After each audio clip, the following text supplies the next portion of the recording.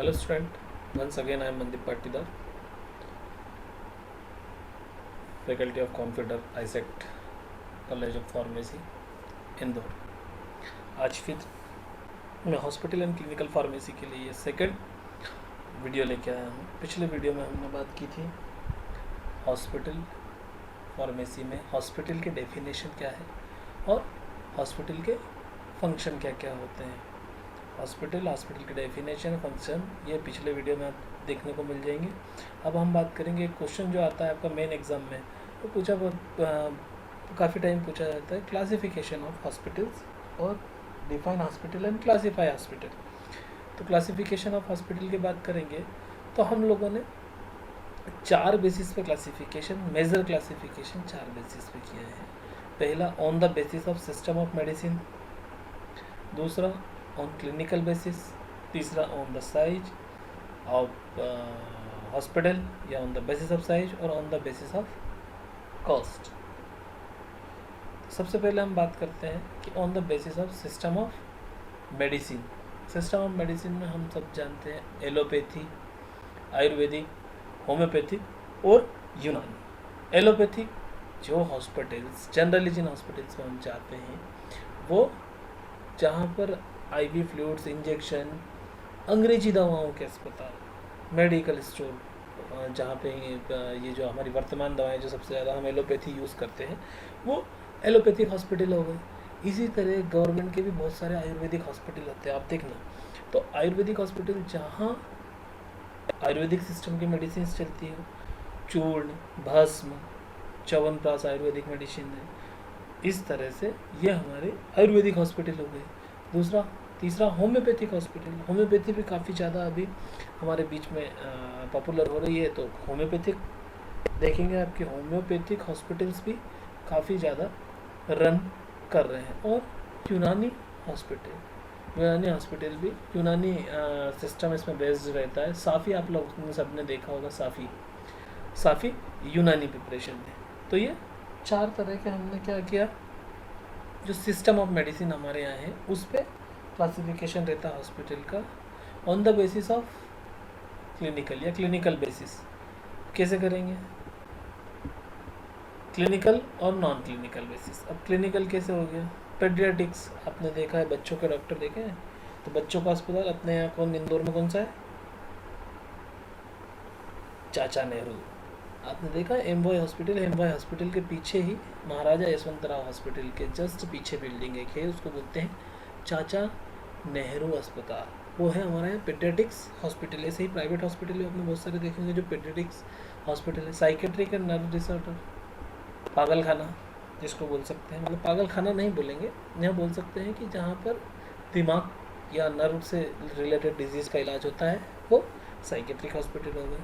TB hospital हमारे यहाँ है, ट्यूबरकुलोसिस का हॉस्पिटल मल्हारगंज में, तो इसको बोलेंगे ट्यूबरकुलोसिस या टीबी हॉस्पिटल। जनरल मेडिसिन जहाँ पर सभी तरह का सर्दी खांसी जुकाम बुखार सब इलाज होता है वो जनरल मेडिसिन हो गया। ये मेडिसिन पे करा आपने यहाँ पर। अब सर्जरी के हिसाब से आप कैसे डिवाइड करोगे, ऑर्थोपेडिक, गायनेकोलॉजी और ईएनटी। ऑर्थोपेडिक हड्डी के हॉस्पिटल बहुत सारे होते हैं, ठीक है।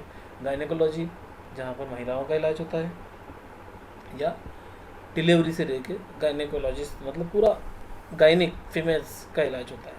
और ईएनटी नाक कान गला, इसका हॉस्पिटल, ठीक है। मैटरनिटी हॉस्पिटल शॉर्ट टर्म और लॉन्ग टर्म, ठीक है। अब इसका नॉन क्लिनिकल हॉस्पिटल, इसमें क्या हो गया, गवर्नमेंट और non government. Non clinical basis पे करेंगे गवर्नमेंट का तो आर्मी हॉस्पिटल हो गया, नेवी हॉस्पिटल हो गया, city hospital, civil hospital, B hospital जैसे कि एम्स। उसी तरह नॉन गवर्नमेंट में क्या हो गया, प्राइवेट हॉस्पिटल फॉर प्रॉफिट।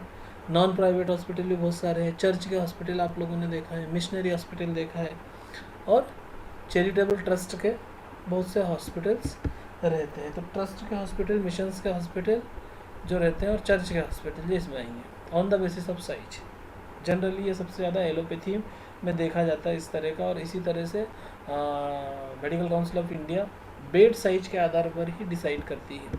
इसमें क्या होगा, लार्ज हॉस्पिटल, बड़े हॉस्पिटल कौन से होंगे जिसमें 1000 बेड से ज़्यादा क्षमता हो, 1000 बेड से ज़्यादा हो। मीडियम हॉस्पिटल क्या हो गया, जिसमें बेड्स की क्षमता 500 से 1000 के बीच में। और small hospital beds between 100 to 50। जो स्मॉल हॉस्पिटल होता है उसमें 100 से 500 बेड्स होना चाहिए, मतलब 100 से 500 पेशेंट एडमिट हो जाना चाहिए। वेरी स्मॉल हॉस्पिटल क्या हो गया, bed less than 100। Very small hospital में 100 से कम बेड रहेंगे। On the basis of caste, cost के बेसिस पे कहीं कहीं पे कुछ मेट्रो सिटीज़ में हम लोगों ने इसको डिवाइड किया है। इसमें होता है आपका पहला इलाइट हॉस्पिटल। इलाइट हॉस्पिटल क्या हो गया, these are symbol of high technology and advance in medical science. ये क्या है, इसमें टेक्नोलॉजी बहुत ज़्यादा है ये, और they have deluxe rooms equipped with. इसमें क्या होता है, रूम बिल्कुल डिलक्स साइज वो मिलते हैं आपको, टीवी मिलेगा, टेलीफोन मिलेगा, रेफ्रिजरेटर मिलेगा। रूम रेट यहाँ बहुत ज़्यादा होता है, 1000 से 12000 पर डे तक। Therefore they called as a 5 star hospital, इसलिए इनको 5 स्टार हॉस्पिटल बोलते हैं। दीज इलाइट इंस्टीट्यूशन है प्रोविजन फॉर सब poor people for their treatment and stay. यहाँ पर सरकार ने कुछ व्यवस्था ऐसी की है कि जिसके कारण से इनके हॉस्पिटल में कुछ संख्या में, कुछ मात्रा में गरीब लोगों का इलाज भी होता है। बजट हॉस्पिटल क्या होगा, this hospital are meant for moderate budget and low budget person. ये एक मध्यम वर्गीय लोगों के लिए बनाए जाते हैं। इस तरह के हॉस्पिटल बजट हॉस्पिटल कहलाते हैं। इसमें क्या हो गया, सिविल हॉस्पिटल हो गया आपका, चैरिटेबल्स हॉस्पिटल्स हो गया, तो ये आपके बजट हॉस्पिटल्स हो गया। तो इसलिए आपके डिप्लोमा में ये क्वेश्चन, इन दोनों में से एक क्वेश्चन बनेगा ही बनेगा, जो मैक्सिमम बनता है कि डेफिनेशन या फंक्शन ऑफ हॉस्पिटल, डेफिनेशन या क्लासिफिकेशन हॉस्पिटल। ये हम लोगों ने पढ़ लिया और मैं चाहूँगा कि आप इसे लर्न करें। Thank you very much.